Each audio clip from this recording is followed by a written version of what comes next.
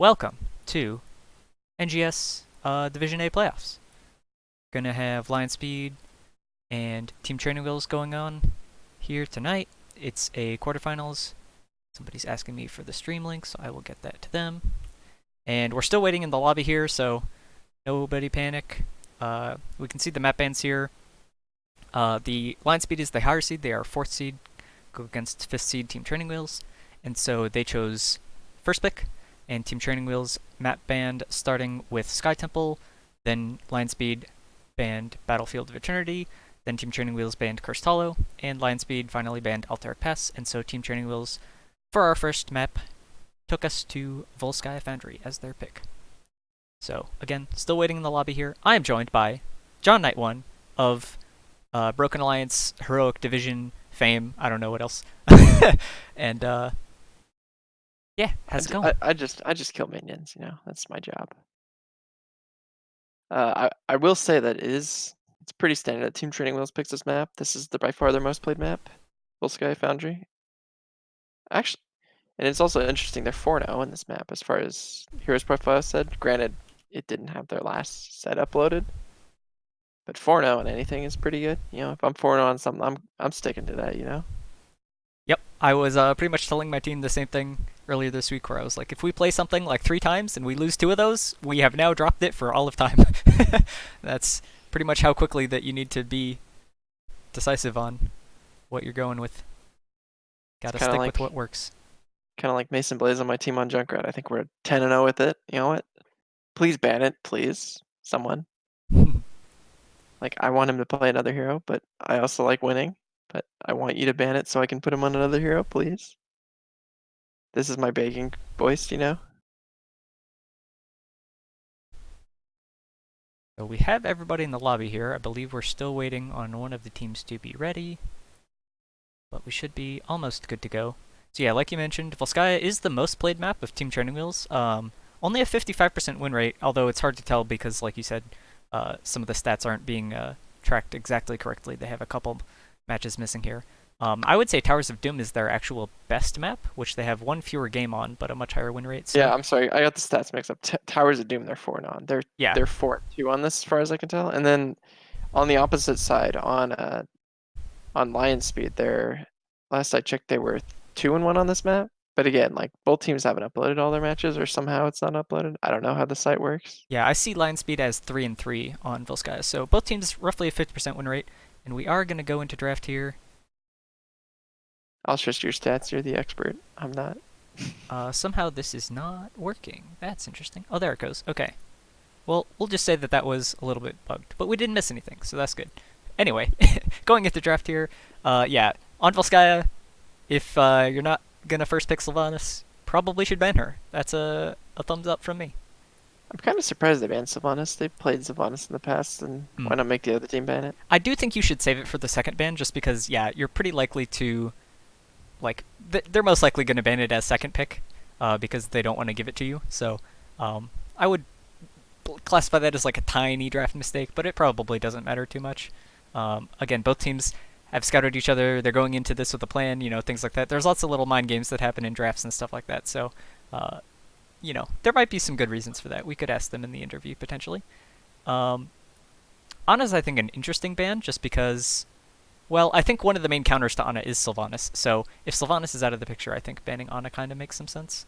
Johanna, obviously a strong hero. One thing I was going to mention also, wow, this bans are now going very fast. Oh yeah, I can fix the title in a second, Arrow. Thank you for that.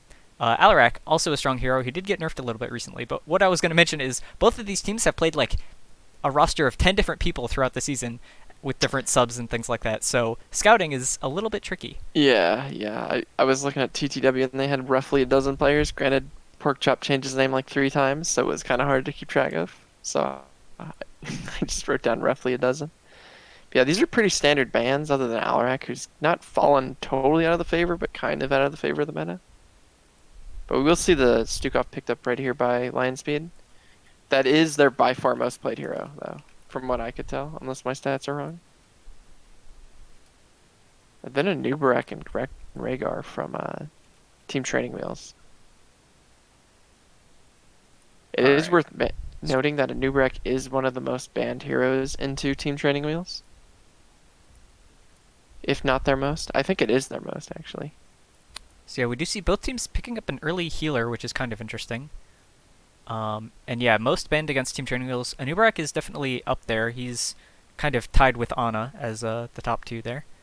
Well, you got all the fancy stats to look at. I'm just looking at Heroes. I've been looking through Heroes profile, I'm and it's looking at it's Hero's lying to me. profile, but It's lying to me. I don't know if it's giving me partial data or what. Greymane and Garrosh are both pretty strong. Garrosh is just very good as like a wall tank into a dive tank kind of thing. He's just very strong in that matchup. Uh, Rhaegar having the cleanse could be a good tool for Team Training Wheels to kind of counteract the Garrosh somewhat, but right now their comp looks very aggressive if they can have something to set up the Greymane a bit more, I and also he'll really like the pressure the Anubarak pretty hard. I also really like the Garrosh pick because to me Stukov always needs a save mechanic, whereas Blaze Bunker, Medivh, shields and portals and all that are Garrosh ally throw. Like that's just easy protection. Although is that still banned on this map? I forget. Yeah, so I should. Oh, Well, I can't talk to the teams, but yeah, Garrosh's Into the Fray is currently banned on this map, I do believe, okay, so with I him don't like it as much able anymore. to throw But turrets. But ooh, Malthael Zul'jin, that's an interesting combo. that's spicy. So the Malthael is very good against Garrosh, just because the first kind of whatever 2/3 of his HP is much easier to take compared to most tanks, and then he's tankiest at the lower health percentage, and then you can just last rights him and finish him off. So I do like that into Garrosh. It is a little bit dangerous, but I would have maybe instead of Rhaegar or something preferred to see like an Anduin if you were going to try and do something like that. I will Just say having so many melees is, into the Garrosh is Maiev rough. ban by Team Training Wheels is weird because it's one of their most played heroes. But the Raynor ban from Lionspeed made a lot of sense because Raynor is, I believe, the most played hero by Team Training Wheels.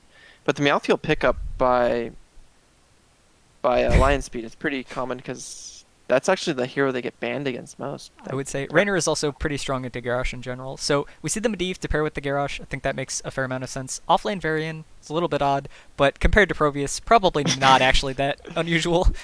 So yeah, Team Training Wheel is kind of known for their Probius. I believe the quote from Chaotic, my team captain, was everybody on their team plays Probius. So I think they're just unbeatable. There you go. Something like that. something like that.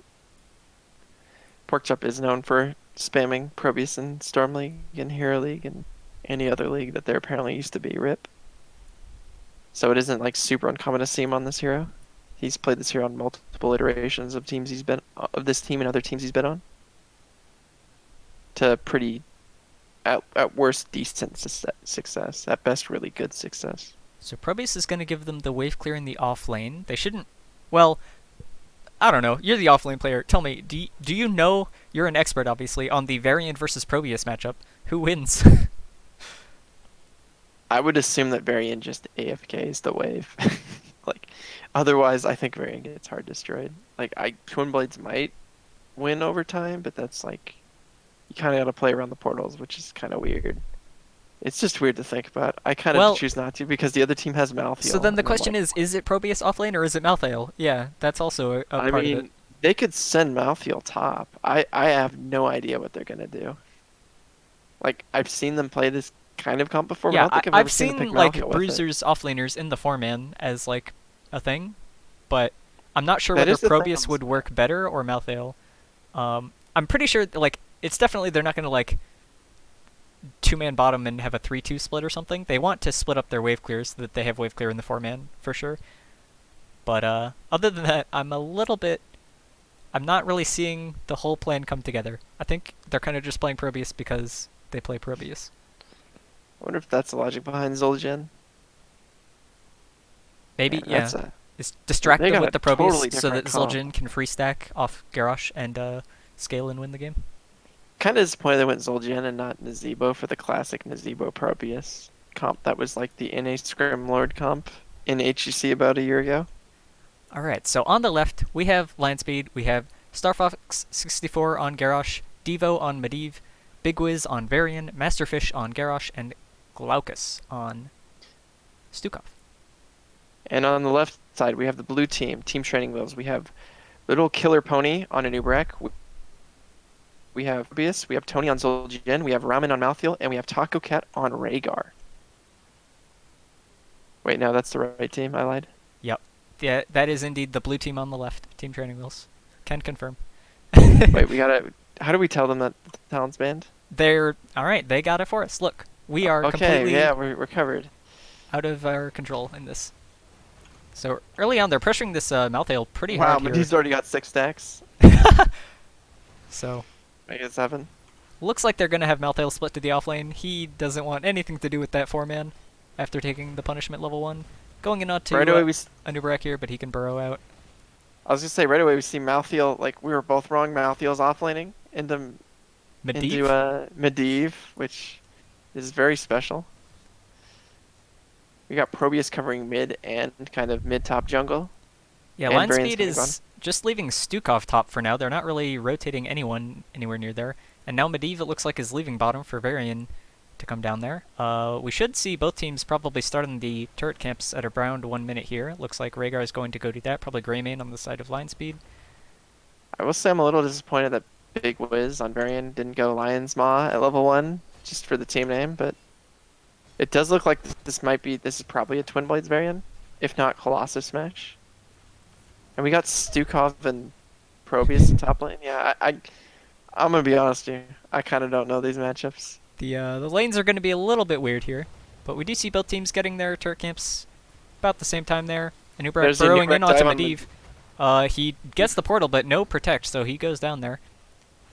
Good strong aggression on the side of Team Training Wheels. They should be able to get the support camp out of that, I would think. There goes like 13 stacks too. That's a big deal because he was stacking really good easy. Now he's gonna lose all that, and they're gonna lose this camp too unless something crazy happens. Yep, Malthael rotating up here, so it is actually a 5-on-3. Although Wait, they do have the something crazy's silence on the point, happening. and Anubarak is dying. Greymane's going in, almost gets Malthael. He's very low. There's a Garrosh turret trying to down. back up. And I wouldn't say it was cleanly executed, but Team Training Wheels does probably come out ahead in that.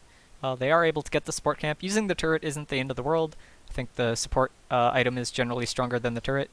Malthael both teams shouldn't dropped their turret die for that, doing this too. camp, but he is doing it a little bit early. They might want to hold the cap on that one till about 2:45. Varian's holding us level 4.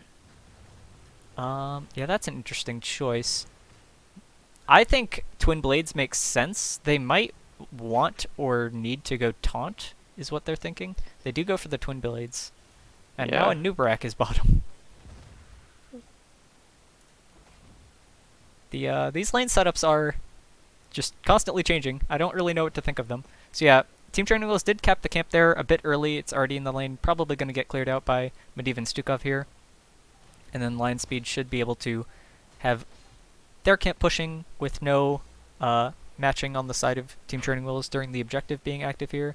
But it looks like Team Training Wheels is probably going to get the first objective channel off here.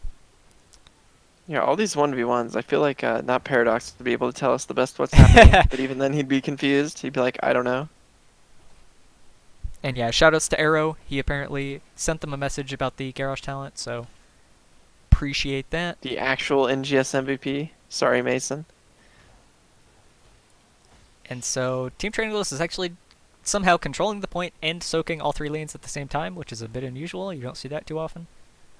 But I think they just have the Probius stats down. Like the Probius Malthael, it's actually a lot of wave clear. yeah, it seems like it's very hard for the side of Lionspeed with their relatively weak wave clear to be able to match and keep up with the soak and the push that they're doing. So big engagement to Malthael here. He goes down. Just gets destroyed. They drop the heal item. That's in a really aggressive positioning for it, though. Doesn't really get much value. Goes down pretty early. Everybody on the side of Team Training Wheels is very low. They're going to have to be careful. The Twin Blades variant is kind of just shredding the Anubarak front line there. I wanted to say before that I felt like Lionspeed was playing way too passive there, but then they just pounced on him like that. I feel like they could have done that way earlier. Do they get Little Killer Pony? No, they Ooh, don't. Very close. She gets They that could just in maybe time. even look to an invade on this turret camp. It doesn't look like they're going to go for it. Oh, maybe Stukov is going to try to. No, he can't really contest the point by himself. Oh, he's maybe. trying. Medivh should They have haven't picked up protect. the He turret protects yet. the Garrosh, Okay, but he now they does pick get the the portal out. Does go down to the Malthael dot. They're engaging on the Malthael in the back line. I think he might go down here. Well, it looks like Rhaegar has enough healing to keep him alive for now. So they don't get the turret, and they do lose the channel on the objective. They have to be careful about a back cap here. Yep. So they portal back over. Doesn't look like they're going to really have too much time to be able to get their own turret here. So they'll have to play this pretty carefully, especially with Stukov being dead and just coming back. Another The throw one on thing to that Anubarak. I was gonna say, the one thing to note is Team Training Wheels is like half a level up in XP off all this. If they somehow win the objective, that's a huge win. Yeah, they do have the Medivh protects and portals, so despite having no Stukov for a little while there, they were able Oh, big was his truck, but they're gonna lose the nobody to go point if they down. don't step on it right now. Good throw into towers on the side of Garrosh. They're going to lose the Punisher for that. Greymane almost able to get the Zul'jin here. Has to be pretty careful himself. Gets the Yeah, protect. that kill was nice, but losing the objective and losing half a level, that's a huge deal. Yeah, the objective, I would say, isn't as strong as it used to be on Volskaya here, Well, although it did get buffed they did recently. recently So buff it. yeah, Yeah. it's a little bit better than it was about a month ago, but still losing the first objective, not the end of the world. They, especially with Greymane, they should probably be able to defend it without losing too much of top lane here. Although they did have a little bit of a push on that tower already, it looks like. Probius got chunked bot lane meanwhile by Varian.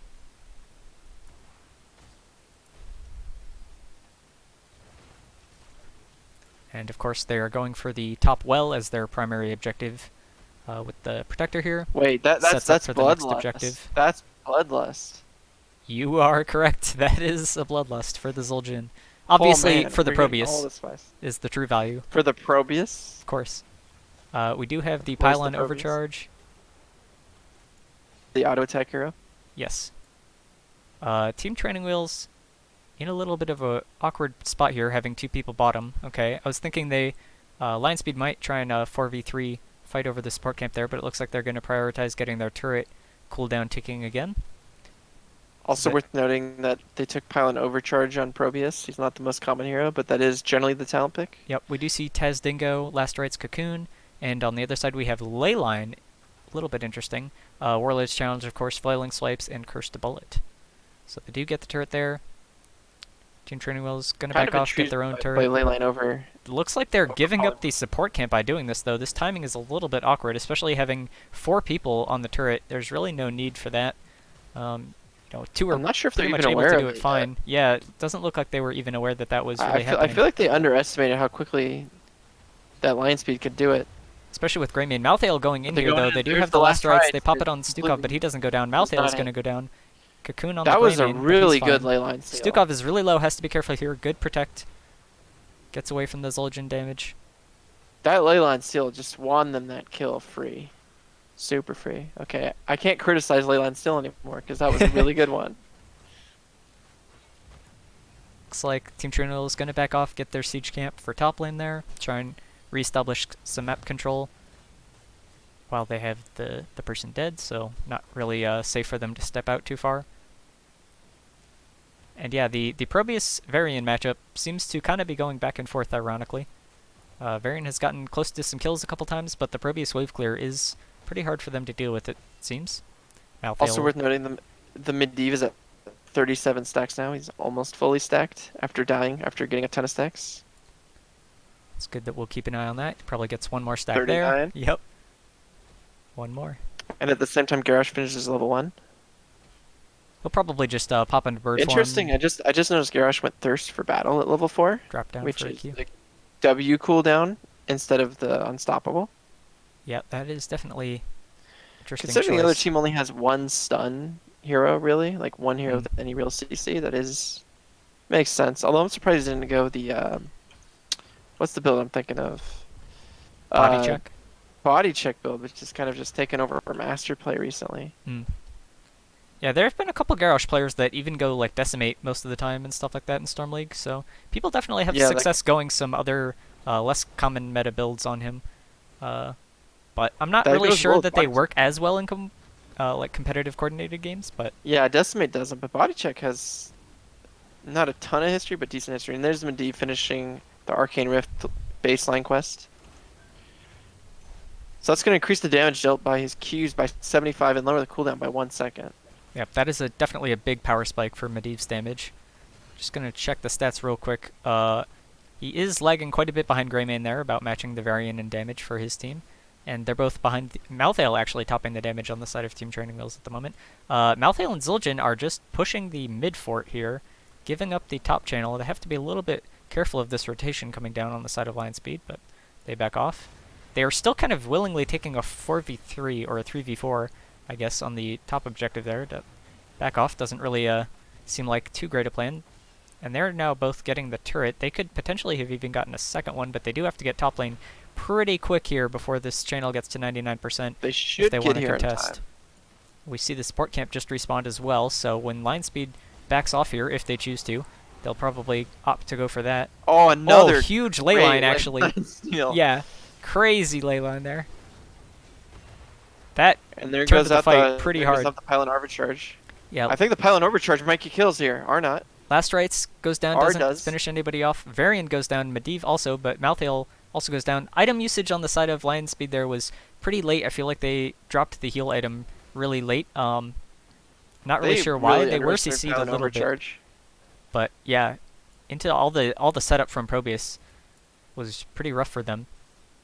So And Team Training that's Wheels just is Team able to Training get the Wheels. channel, and they are going for this support camp. I think they should be safe enough doing this. I like the Zul'jin positioning over the other side of the wall to get the I feel like Team Training damage Wheels across just here. masterfully used the Probius unfamiliarity that a lot of teams have to Mhm. just get that. Oh, does Anub'arak Master does no, get Mas- the item and dodges the taunt. Oh, Really well great played from dodge. Anub'arak there. Yeah, little That killer was pony with a great dodge The there. smooth criminal play for sure. I didn't think that the killer pony had that turret, but they did.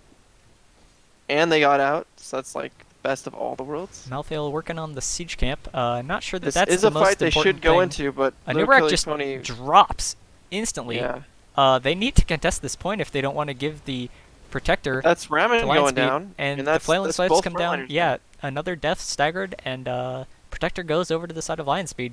So trading it back. They are down 16s also, and Zul'jin, of course, pretty good on both Volskaya and Dragonshire, able to stack off the vehicles counting as heroes quite a bit. Also worth noting, he went headhunter and already finished the quest. Yeah, that is definitely good, important to mention. Probius still chilling bottom, just getting the soak game on. Stukov disconnects here, not there does the pause come down. We shall see what happens with that. Gonna go ahead and transition off that for now while we wait. So yeah, as far as this game is going so far, it's been very back and forth in fights. It seems like whoever has kind of the better setup going into the fight generally wins. I feel like both teams haven't really used the items as well as they could, and it looks like he is back here, so we might be able to jump back in pretty quick, which is definitely I will say, it good. feels like the momentum shift went from TTW just controlling the macro and kind of the point to the other way around. And also, I would add that I feel like Lionspeed just has more micro control now. I feel like now that they finished all their questing talents, basically, they're just kind of driving the match right now. Yeah, I think the Medivh getting his quest done is going to be pretty huge. I believe he also got the level 13 talent, or is it 16? Circle of protection. Yeah, okay. I was thinking he got the ley line cooldown reduction, but it looks No, like he went didn't opt for that stable talent. So portals. I mean, if you land one good one, like he's been landing, it's true. like Garrosh It's fair has enough. the free talent. Like he's landed 2 straight 4-man ones. That's really hard to do. Do get back into this game here. Probius has to be pretty careful. Also worth noting, Garrosh took Mortal Kombat, which is a cooldown reset talent for Wrecking Ball, which is rather interesting. Wrecking Ball, of course, being his E-throw talent. And I'm not sure what dropped Anub'arak so fast at the start of that fight. I assume it was Cursed Bullet, but I didn't actually Yeah, it was notice Cursed it. Bullet. It was Varian dropping just his huge damage and the Stukov stuff. Mhm. So again, we'll see the Protector here focusing primarily the bottom well for the third objective here, of course, to set up for that. Makes them a little bit more favored to win the point. Throw coming back on Anub'arak. He's going to burrow Taunt out misses again. again. Yep. That's 2 straight great dodges on the taunt. Yeah, you are able to taunt like mid-throw as a guaranteed combo. I'm not sure if the Garrosh just doesn't know that or if he's kind of being a little bit greedy trying to get that out, but because the Anub'arak can just buffer the burrow out of Ramen the goes way in there, and he should. throw, basically. No, there's a counter gank. There Good- goes the bloodlust. good AoE protects, though, are keeping the side of Lionspeed up very Masterfish healthy is getting low. and good All he needs to pop his last rights on Masterfish, and they're dead. flailing swipes to keep No, them they all get it on alive Star there. Fox. Star Fox lives. Last right's not confirming a kill. Uh, So yeah, Lionspeed really dropping low there in that fight, but everybody able to survive, and they do get the they're going for a trade good kill edge onto here. the Malthael. Just Yeah, they are 5v4, so they can take I this think engage for their sure. players they're gonna get this turret and then get support. Perhaps. Yeah, they have enough time Yeah, for the support. support camp It's gonna is be up up in soon. 10 seconds. They might go for their own turret first, just to not Yeah. have that get traded out. And they should have enough time to still have a 5v4 over the support camp just fine. Medivh is going up there both to get the top lane soak and to So clear it out. they started their turret camp, but they're going straight up Jarash to is starting support. it. Yeah, because everybody on Team Training Wheels is pretty much showing on the map, it doesn't look like they're worried about the invade happening on that, so they would all rather just be up here, ready to Big Wiz is defend the zoning out the support point really camp, well. make sure that they get that. Man, they had a lot of burst for that, even though Big Wiz on Twin Blades variant wasn't even hitting it. Kinda tells you the power of Greymane on this map with the macro. Malthael just going for their siege camp in the meantime. They're going to drop back down, get their turret camp. So Lionspeed is ahead for level 20s here, and those should they should get over to that talent tier Noob's right diving, around but he's when the alone. third objective becomes active. They do Cocoon pop just Cocoon on this yeah. point. They're engaging really hard here. Three-man Huge root. root. And there's the This should Bloodlust look like coming out. a ley line time. Taunt comes down. There's a ley line. Two-man ley line. But Zul'jin Ramen is goes just down. The free last hitting rights this whole land. time. Everyone is really low on the side of Team Training Wheels, or at least Anubarak is. And they're able to get out. That was a weird engage for sure. Hard to tell who was winning in the middle of that. I feel like almost the ley line kind of hurt them. Yeah, I feel like the ley line came out too late. I feel like it should have come out immediately, Mm. and they would have. I think 4 or 5 of them lined up. But I don't feel like that was all on the Medivh. I just think they clumped a little bit too much. But Medivh's in trouble now, and the Gets the Numerek project dive off. He has a misses. portal out. Portal out. Should be fine. Medivh privilege. But it looks like they're going to take this bot fort, especially with Zul'jin here. Yeah, that just drops so fast. So, It's there and then it isn't. Greymane going to What's clear out the top crazy is camp. Zul'jin has only third highest siege damage on his team behind Malthael and Proteus. Granted, Malthael and almost all was in the one protector, of course. Going to finish off mid fort while they're in the neighborhood. And yeah, with that, the experience is pretty much dead evened up. And both teams are going to hit 28 right about the exact same time on the spot point here.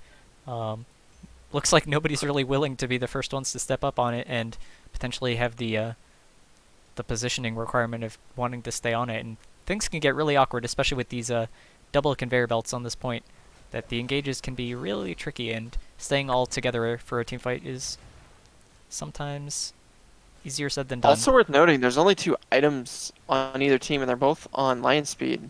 Yep, Team Training Wheels is grabbing their turret right now. Stukov has a support camp, and then Greymane has a turret camp. But right now, obviously, Team Training Wheels is taking their turret camp. So And support camp's up in 40 seconds. Malthael is not joining them at bot lane just yet. He's pushing in the mid and top lane pretty hard. Now he's coming down. They should be able to pretty much see him on the wave there. And Anubarak is going in onto the point. Gets thrown back. He's dropping really low fast again. He has to burrow out. There's Bloodlust. There's a ley line coming out only on the Malthael. 2-man ley line seed. It got Rhaegar too. And Stukov, I believe, now has the armor on his team for... Right, what exactly I want to what know talent tier it is, but the point is Lionspeed gonna head to top point? No, they're they just were gonna go all very straight back healthy in. through that engage. There's Malthael. Throw They comes missed in the onto stun on Malthael. Malthael. You get the taunt, Malthael's though. looking for the lice rats. He's going in very hard. And he You get gets the it. last rights. Medivh is also very low. Has to go Malthael's out. looking to trade. Malthael goes Medivh's down. out. He can buy back. Varian goes down. Oh, That was Malthael a does really- drop to the Zul'jin. That was with a really that, good. That was a great trade for Malthael. Team Training Wheels, at the very least, can get a keep off this. They should probably try and take this turret and maybe even the support camp before, or they're just going to push. That works too. Noob's just gonna tank while just Zul'jin just hits Yeah, like a he truck. just melts these structures like a knife through butter. So I also want to say that was a great trade by Ramen on Malthael. Just Yes, dying, for sure. doing a trade with buyback, so free. Like even just taking cooldowns for a trade sometime is great. And they're going to kill this keep before the Protector even gets here, so they are looking for the core is a end off this. core. They're still dead for 20 seconds, so Oh, Tony's in trouble. Zul'jin has to pop his unkillable there. Kind of a weird anti-synergy with the Cocoon dropping down, but looks like they should be able to deal with the Greymane pretty fine here. Yeah, he gets chunked by the Rhaegar. He's backing off, tail between his legs, running away. Somebody's Yeah, gotta it get looks like Protector. this is just going to be game And for there the it side is. of Team Training Wheels.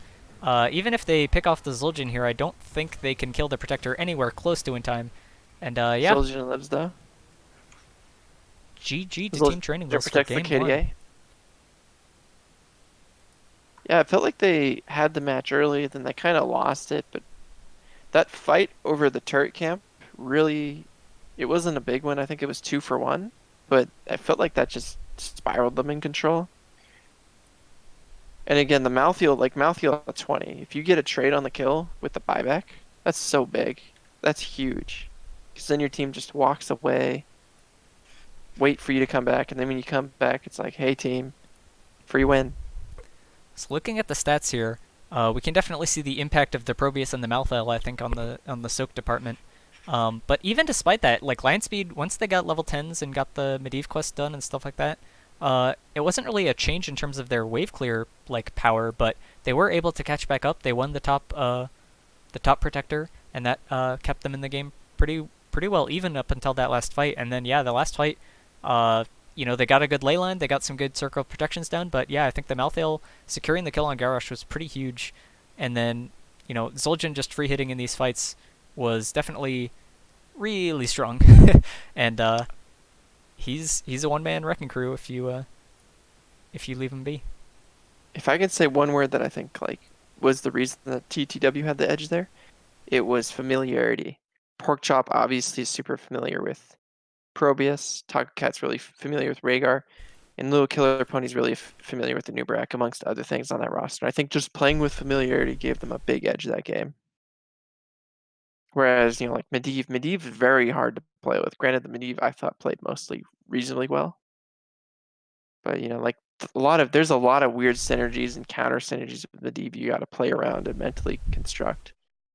And even though that's like one of his best maps, it's much harder to pull off than just, like, oh, we got a little probe guy that shoots things and slows things and blows up things with his ult. So next map looks to be Tomb of the Spider Queen. Yep, Tomb of the Spider Queen picked by Lionspeed there. They chose to go for map pick on the loss of the first game. So this is a best of 3, I believe. Yes. So not going to see quite all the maps still left, but When I'm drafting this map, I think of three things: wave clear, and wave clear. yeah, for sure. I think Johanna's going to be contested most likely. Junkrat is pretty common. Jaina is pretty common. Gul'dan, Kael'thas you see fairly often as well. Just any wave clear hero is normally in Maev's a sleeper too. hot contention on this map. Yeah, Maev hasn't been seen really a whole lot. She It's fell out it's of the worth meta pretty mentioning. hard after they nerfed her wave clear a bit, but I do think she's still pretty strong, and I feel like people kind of almost forget she exists sometimes in draft when she Yeah, would be pretty good. So it's worth mentioning. Team Training Wheels, that is one of their most picked heroes, Maev. yeah, I do think I would probably agree with Sheej in the chat that I think the Lionspeed picking Garrosh, I think they expected to be able to take into the fray, and that hurt their team comp a fair bit. Yeah, that But of probably course, did. that's part of the preparation that you do going into playoffs and stuff like that. Is when you're planning out these drafts and stuff for different maps, like you got to know what you can pick in order to play that. So I would describe that as a preparation issue. If that was the case, and uh, it's just part of the responsibility of playing the playoffs. Is sometimes you got to be aware of that stuff, and if you don't plan for it, it might come back to bite you. You gotta have someone on your team who knows it, and then if the other team, someone on your team asks you, they flame them. That's my job right now. It's fun. I do think the Rhaegar going Bloodlust, as good as the meme is, I do think having Ancestral there would have helped his Anubarak quite a bit in the fights, just because the Anubarak was just dropping so fast. And, even the times when he was able to burrow away, he was burrowing out at like 20% HP. And if you can just pop an Ancestral on him and he can re-engage, pop rewind at 20 and go back in after burrowing out or something, that can definitely turn the team fights around. If they've used Curse Bullet already in that fight, like they don't have a whole lot of damage to follow that up after the first time. So, um, the Bloodlust, it got some good value on the turret camp invade and stuff like that. But other than that, it only really seemed to impact that one fight, and it was very strong in the bot fight as well. But it feels like you could have probably won those fights just as well with Ancestral personally. But I will say for like Lionspeed, there was a separation in mindset a little bit with like like the front line and the back line that was a Mm. little. Actually, both teams I would say that was On the affecting first them. engage, they all backed up and went off the point, very healthy. They all had like the armor from Stukov and things like that. So it looked like they were going to play it very patiently and calculated, and all, the shot calling was good. They were all on the same page, it looked like. And then yeah, the second engage did not look like that. So yeah, the second engage looked much more chaotic, and that they were having a rough time. Just going to mention to them again that the casters are ready. We have everybody in the lobby here, so hopefully we are ready to get started pretty I quick wonder here. what their. I really wonder what their in-game or post-game adjustments are, because to me it felt like a big problem with both teams was the back line and the front line were kind of unsure, like when one engages and one follows up. And I think if both teams really shore up that problem, like that'll make either winning that'll make winning game two easier for Team Training Wheels, or winning game two much more viable than game one for Lionspeed. Although to be fair, that is a frequent problem with teams in general.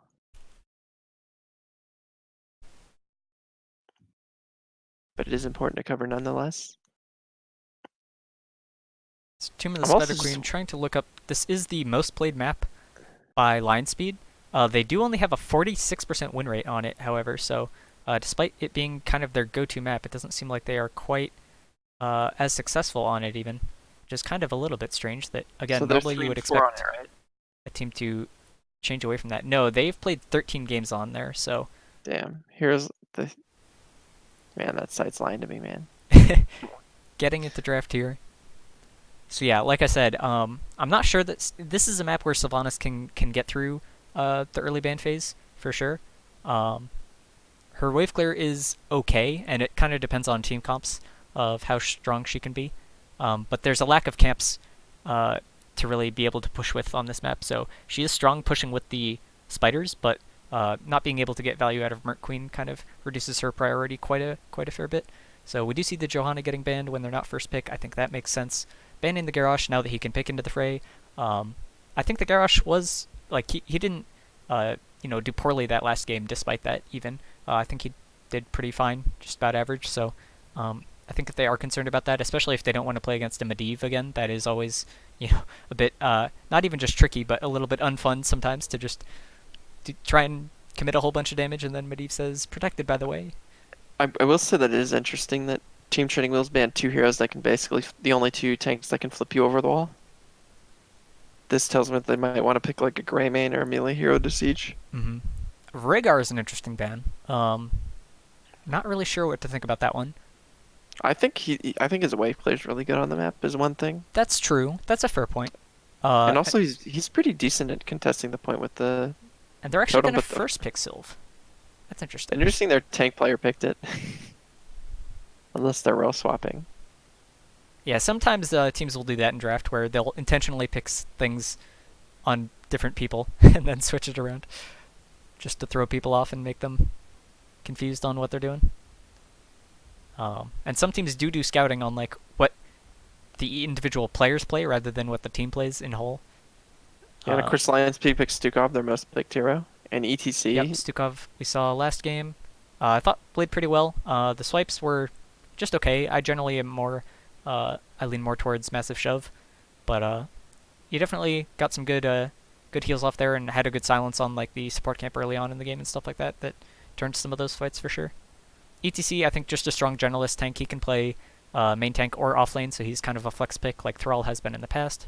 They go with Ana. She's not exactly the like super strong with like nano boost on Sylvanas. It's good, but it's not generally like it's not like Ana Jaina or something. So I would expect if I was Lionspeed here that I would probably ban Jaina just because giving away Ana Jaina is normally not the best thing. Alternatively, they could pick Jaina for themselves because they do have the first pick after this ban phase, so they don't necessarily have to. Banning the Malthael also makes sense. ETC is a squishier tank, and they played the Medivh is last game, also, so or excuse me, Malthael is also really good with Ana. Obviously, he's a that's also popular true. nano Yeah. start, and that's just like can wreck ETC. It So is yeah. worth mentioning too that ETC is one of the best bush masters in the game, and this is a map very much about controlling bush and the rotations, which he's really good at controlling. And like you said, he's just a good generals tank. it makes controlling rotations easier, whereas Murden, it's more about leaping in and getting kills, which is going to be harder. And we have a Stone Cold Steve Austin ban Team Training Wheels by Team Training Wheels. missing the ban. Unlucky. They either said, oh hell yeah, or they forgot to ban. And Did you Greymane pick up Greymane Kael'thas. Kael'thas? The Greymane coming out again. I do think he's quite strong into Murden.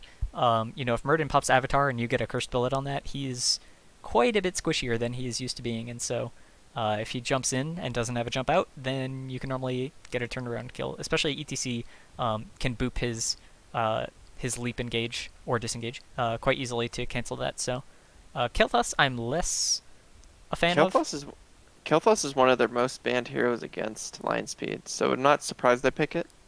Yeah, I think I would have gone Kira, with the Jaina if I was them. Kel'Thuz is that's offlane a good Kira. backup. I do like Kira. Not really seeing the synergy Oh, with her and Ana really, but her well, and the thing Murden, is, she's offlaning right now. yeah, That's, and they blind picked that as well, so they don't know the offlane yeah, matchup. Raynor, strong hero. He's good against ETC. He can, the damage from Kael'thas bombs and stuff doesn't really stick to him since he's able to self heal it. So I do think Dahaka. that's pretty reasonable. Dahaka, I'm not really a fan of Dahaka on this map. It's quite small. The bushes are in some awkward places that I don't really think he gets as much value as he does on some of the bigger, more I macro disagree. maps. But I do I think don't think he's people pick probably Dahaka pretty though. strong into Kira, for one. The one thing I like about Dahaka here is the bushes give him move speed, so he can dodge ganks really easily, and he can also angle out of ganks really easily, which makes him really, in a way, easy to play. The problem is, of course, digs are just weird. Digs are weird. Yeah, but the thing about the digs is once you get the structures down, it makes digging really easy. So if you take top fort and then like oh they're up top line, you just dig behind them and into Anna especially like Dahaka's kind of an Anna counter. She just like is dead there if you do anything to her. Yeah, if he can get a good flank on the backline, especially on Ana, like you said, I do think his isolate will be pretty strong into their team. Even isolating Murden, if he jumps in, can be pretty strong. Looking at both teams' comps in their four man, they don't have like any amazing wave clear hero. They just have like Raynor, Sylvanas, who are both decent wave clear, and Greymane and Kael'thas. Like Kael'thas is probably the best wave clear hero here, Mm. but it's still not incredible. Like there's no Jaina's, there's no Junkrats, Yeah, I would there's give no the edge to line speed, but not by a huge amount. Raynor and Sylvanas' wave clear, it kind of depends on what builds they go a little bit, and Raynor's is still a bit more like risky to do. Normally you want to queue the wave when it's all in a line coming down, and if you put your Q on cooldown against ETC, that can be quite dangerous. So, and normally you step out pretty far to do that as well, since you want to queue before the minions meet up in the middle and like scrunch together and everything. So, it can be a little Another bit thing worth dangerous. mentioning is But Stukov also doesn't have a save mechanic, again, like last game because End of the Fray was banned mm, because of the map problem. But he does have a much beefier front line this game, I want to say, because like as beefy as Twin Blades variant seems, Dahaka is much beefier. yeah, for sure. And ETC can peel pretty well, I would say. It's not quite the best, but it might be good It's enough. better. And It's better peels than Garrosh. And their team isn't very like dive heavy or anything, aside from the Cura and Muradin really. So I think as long as they're prepared for the Cura, they should be fine. So on the left side, we have Star Fox 64 on Greymane, Big Wiz on ETC, Masterfish on Dahaka, Glaucus on Stukov, and Devo on Kael'thas. And on the red team, up 1-0, we have team training wheels. We have Tony on Murden, role swapping.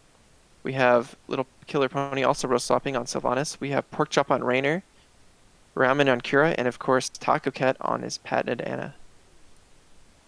So Ramen on the Cura There was a role swap is again, likely to like be offlaning. They could also offlane Raynor potentially. That's that is something I've worth seen noting that before. Raynor did go Exterminator, so that's gonna increase their wave clear a lot. And we have a pause. And that's enhanced agility on Dahaka. banned skin, banned skin alert. So we'll see Who's if the they. man skin? Oh, the Murden skin. I was gonna say Yeah, who's the man but skin? the Sylvanas did DC, so we will wait for I them to will get say back. that with the Murden skin, I think this is my personal opinion of the Marauder skin. I feel like it's worse for the Murden than anyone else because you can't tell when it's coming out, and it makes playing it super awkward. Personally, I don't really have a problem with almost any of the skins. Ironically, the like two skins that I do have issues with mainly aren't banned, I believe, which is the Halloween Stitches skin, especially on Towers of Doom, and the Chromie skin on Volskaya. The like whatever Which Chromie cybernetic one skin? or something, the futuristic one, Okay. where The futuristic her one sand feels clones look very similar to the turret items. Um, yeah. but yeah, That one I'll give you. I don't know about the Stitches one. That one doesn't feel like much of a problem. I think it's different depending on which like graphic settings you're on as well. I think it's Yeah, either easier or it's harder kind of to like see depending Kel'Thas's on like Q's on lower or Sky higher. Temple. Yeah, Just the gatekeeper, which I don't know how you could play above like a low medium settings, considering how I hope it's poorly okay to optimized like this game swear is. on an NGS stream because quote they're not restarting for the Murden skin because nah I ain't no bitch. Star That is Fox the said that's quote, right. Okay, and they're starting the countdown. which I completely and 100% respect. But again, that's Exterminator on Rainer, so his wave code is going to be way better. I am totally fine with that talent, by the way. Early tongue coming out on Dry. Murden. He gets Oh, stunned nope. and silenced, is able to jump away, but is gonna have the bomb Yeah, on him. ETC pressed W there when you should have held it for a second. It is worth noting that Dahaka did go enhanced agility, so instead of having a ton of survivability with his standard level 1 of tissue regen, he's way faster, so he can double clear this map super freely. Yeah, so Suidisu the Kira But in the off lane. ETC is rotating down here. They have to be a little careful, although they do have the they're looking for a revolving sweep. slide. Oh, And and Tongue they missed the misses. drag, so she probably is gonna. No, she's still dead. Yeah, she doesn't have the W healing or the armor yet to sustain through that kind of damage. So, hot tip for you Kira players: use E and trait on like these walls, or this wall, or this wall, or your fort walls to get away in gank attempts. I will say the Dahaka level 1 is going to enable him to double suck. So if his team hard pushes top, which they could definitely do with Greymane, it's going to be super free. And meanwhile, top lane, Sylvanas is chunked really low. Oh, She gets, how much oh, health is that? oh! Stukov None. gets the kill No health. over the wall. So yeah, Stukov did go Style low pump. blow, although I think Sylvanas was basically at like 1 HP there, so doesn't really come into play, but does help securing those kills. So yeah, a couple interesting notes here. ETC went Block Party and Greyman went Cocktail build. You already mentioned the Exterminator on Raynor. Third win on Murden and the Dagger Quest on Sylvanas. So try and I pop think those open every I once think in a third while to one keep for track on Stukov stacks. is totally fine. Like that's a really good pick actually. Block Party is actually pretty good in this comp considering how much auto attack damage they Yeah, have. Block Party, especially with the Kira offlane being even more damage that you're going to be taking, I think that makes sense. And yeah, they are pretty much mainly auto attack based. The Sylvanas dagger build like isn't as auto attack based, but she still does deal a fair amount of damage with autos. Up and bottom lane Kira is in trouble again.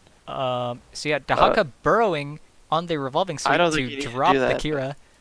A little bit fancy, probably unnecessary, but I Just like a the slide fancy. on Taka Cat. Nope, gonna W. ETC's gonna W mine to play safe. Kael'thas getting a Meanwhile, good top stun, trading some and damage on the Kel'Thas is Sylph. just out damaging or out trading. Masterfish is gonna get a free 12 turn in bottom, which is gonna bring his team's turn in up to 31, which is a huge lead. And if you also look at their gem count, they're at 12 versus 24 held, with 31 already turned in versus 0. Yeah, Right so now, team training wheels Lionspeed just gets a good that's leap slide interrupted. That's onto Murden, gets the W boop on the jump, it looked like there also. So yeah, he goes down. They drop even more of their few gems that they had, and Lionspeed off to an early strong lead here, 4-0, and it looks like they are very close to getting a turn in here. They need one gem. They're I had a picking lot it of up. questions about the Haka level 1, but he's Masterfish is getting really good value out of it with the And ganks. another gank on Kira bot lane. This is like the And third Kira, time they've been down here. He burrows the that sleep again. slide was actually needed, but did they get the power slide? No. Now, I think ETC could have held the power slide there for the trait. Just more communication with the Dahaka to know that she's gonna get dropped in the back there on the revolving E. So probably a missed kill on Kira, but I'm sure they'll be back down there in like 30 seconds from now anyway and get a kill, so it's fine.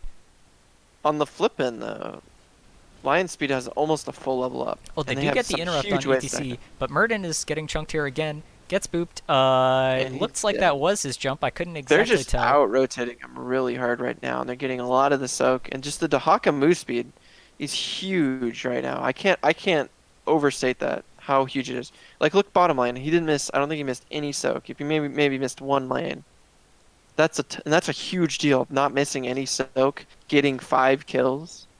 I think the ETC is definitely huge this game also. Um, Yeah, just the rotation control. yeah, that he is just and playing so aggressive and so far forward, but they're just consistently getting the punishes with the follow up from they are a high like damage team, but I would have thought that their damage comes online much later, but they're playing the early game really strong. Oh, the Haka might get a kill bottom lane. Ramen's chunked. Ramen might get killed by the. Nope. Oh, One he hit off dodges it. dying up and he gets it. Still goes down. Good kill by Masterfish is playing a really good game so far. Caught between a spider and a Dahaka. Murden has to be careful here. Yeah, the Kael'thas stun missed, so it looks like he's going to get out. But I think if the Stukov silence had come down on that power slide, that he could have gone down there for sure. Meanwhile, the Spider's just pushing mid for free, and it looks Yeah, like they might even get bottom too. this looks like they I think might top get. safe. Oh, I was going to say all 3 forts, but they are backing off of top lane. Don't want to commit with that next wave, so they're just going to help make sure mid gets finished off here. ETC's Normally if low. you get He already used his boop. He doesn't necessarily have a whole lot of mana. Might have one slide out, but ETC's Normally been if you playing get like on low mana for this past minute or two. I was gonna say normally if you get 3 walls on the first turn in this early, that's good. But getting all 3 walls and 2 forts, that's just amazing. Meanwhile, we see Kira, unfortunately, getting the Goon Stuck squad in the back middle bot there. lane for like the 7th time this game, and I don't know where she's going. She's going on a magical journey, but She's I think questing, she's delaying the and inevitable. now she's resting. The crazy thing right now is that if you look at the gems, Lionspeed has more gems after getting a full tournament. Yep, that is always a good spot to be in. And they're literally okay. I was And gonna say they're they're up two a minions off level the and a next half level, already with level 10s. and they have heroics. That's Pyroblast, Cursed Bullet, Isolation from Dahaka, Stukov, and ETC are holding. That's Mosh Pit from ETC. The Pyroblast is interesting. Raynor and Murden are going to be pretty fine against it most of the time.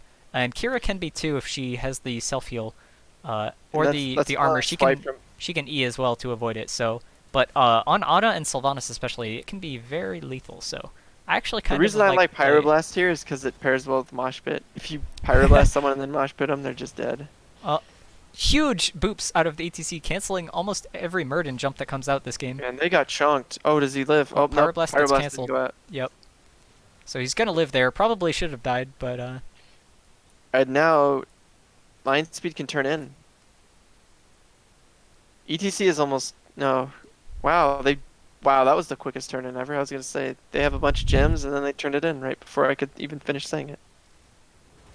Murden should be a little careful rotating up top solo here, because everybody else on the side of line speed is around. But If I'm ETC, I see a fort and I'm saying, hey, I'm going past it right now. yep, I would agree with you. This is the point in the game where you can just mosh like even 1 or 2 people, and Oh, that's you're pretty gonna good get a dig, kill. but Okay, sadly nothing there for Yep. on Master. the Stukov silence I think Blows just his a essence. little bit late or mispositioned there, wasn't able to A stop the little bit Murden from far getting the behind. jump out. But yeah, bot lane's probably not going to do much, but they're pushing in this top keep wall pretty hard. Hyperion comes out. Sylvanas is stepping pretty we far have forward. we do have level 10 for team training wheels. That's Nano Boost, Final Strike from Cura, Avatar. Hyperion, they're going in onto Wailing Raynor Arrow. here. They There's got the the mosh mosh pit, come out. two-man mosh Yeah, pit. huge Wailing Arrow hits 4 people, but unfortunately Raynor had already gone down. So Again, like you said, you don't need to land the whole on a bunch of heroes. Just one hero. They get the 1 kill, and that's a huge deal because now they can just siege up the Kira site. going in here super aggressively. She's She's kind of stuck. Oh, she gets a little bit in she danger gets here. nano boosted. Okay. I believe spell power does So affect Haka's self-healing. way up there. He doesn't so have any essence, and he's just dead. that is an interesting interaction there that I hadn't thought And of Team until Training now. Wheels gets their first kill of the game, which is pretty big for them. Pretty But the necessary, problem is, but they lost pretty much all 3 keep walls. yeah, they're down to 1 tower, 2 towers, and a wall, a gate combined. It's no bueno. And they don't even have that many gems. Like, they can get 1 turn in, maybe almost 2 off that. They have 70 total if you count the ones turned in and the ones Yeah, they're on. but line speed is sitting on like Excuse me, 80. 125 or something at this point, so still a huge advantage in favor of line speed. Oh, the dig comes out, power slide misses, tongue misses, Almost. and Murden gets out That was a See, now that they have all these forts down, Dig can get so much value. If someone's anywhere on the map that like where a fort yeah, would be, that's they're true. just dead. Uh, Especially Anna. I do agree that with the forts being down, the dig does get a lot more value in these bushes. So that's a good point. It feels like it's kind of like a win more type of thing, where if you're winning, he can help you win a lot harder, but if you're losing, he might struggle a bit. But I mean, they're winning, so It fair also fair does point. force Martin to have to play further back because he just can't be up as far. Stukov doesn't get the root silence onto And the there's Kira the there. final strike from Kira. Not sure why that was fired. No one was at below half health.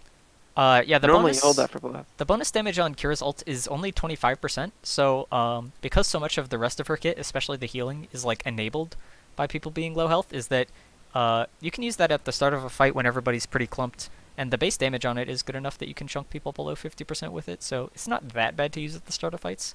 Yeah, but it Obviously, just didn't seem like she lined anybody up. yeah. I think she maybe hit two And heroes, after and level Suka 20, when still you can get the resets from it and stuff like that, then it is definitely better to try and use it as an execute. But from level 10, I do think it's not unreasonable.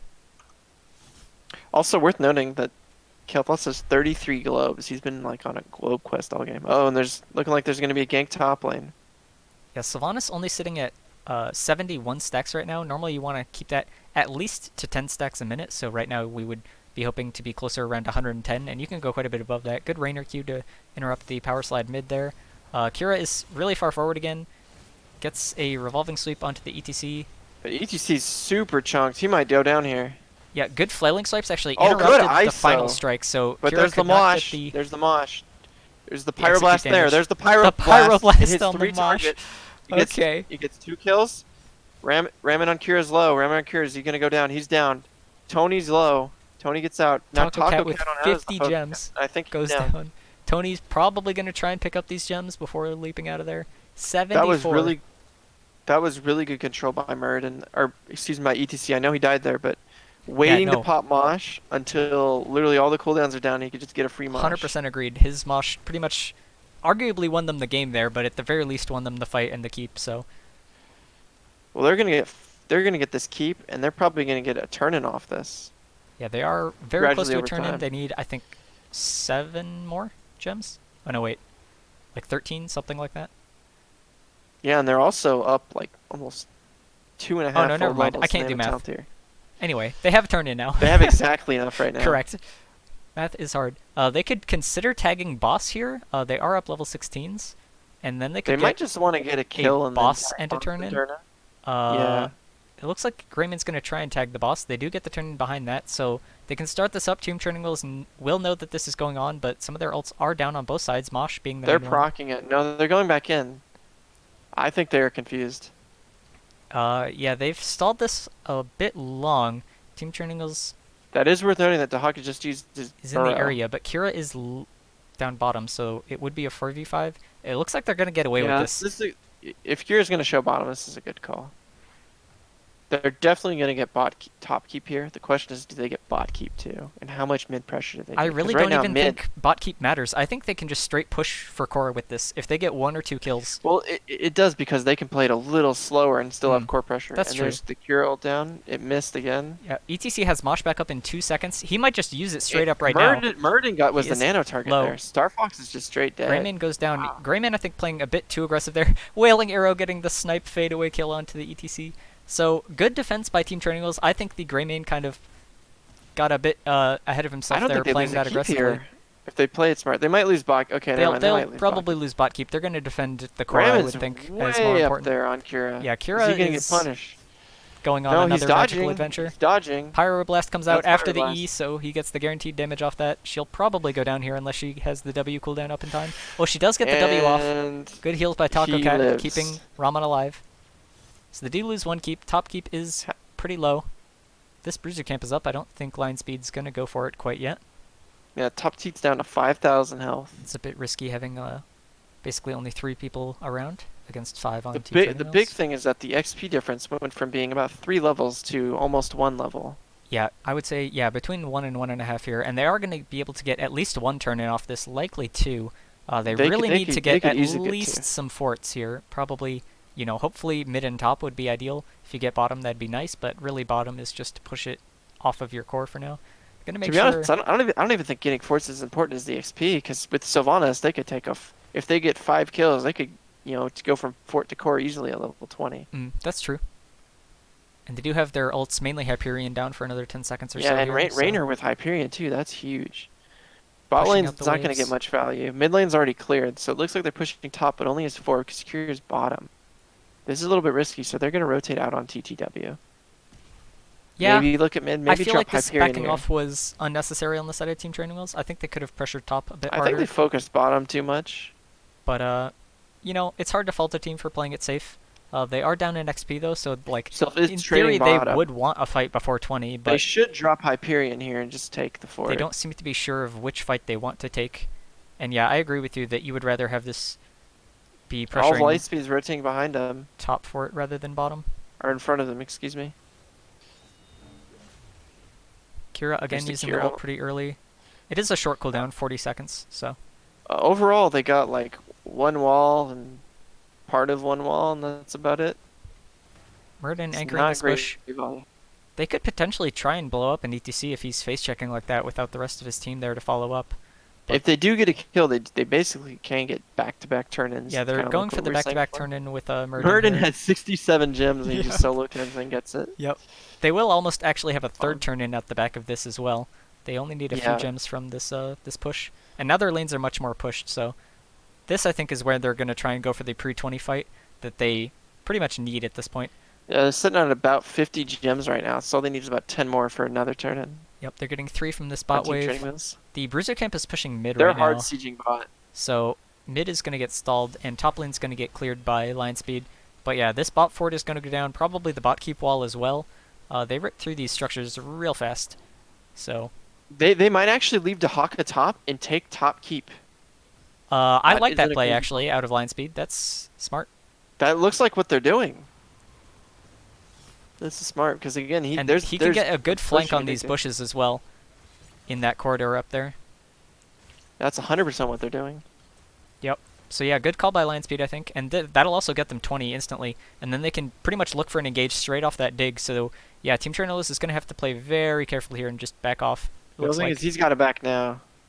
I think backing or hearthing. Yeah, I think he just Dig has to hearthing. back in the bush. Team Chernobyl is going to go ahead and clear mid. There are 4 gems off of a turn-in, Yeah, so they will get that off this mid wave. It he's is walking split down onto almost all like he 5 wants to people, so gank. they will need all 5 to turn in. Also worth noting that they're finally level 20 on Lionspeed, so they have a huge advantage. And there's a And pause. another boss comes Masterfish out. Dahaka.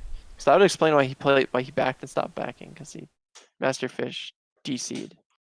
But it is worth noting they did get level 20. ETC went Storm Shield, which is interesting.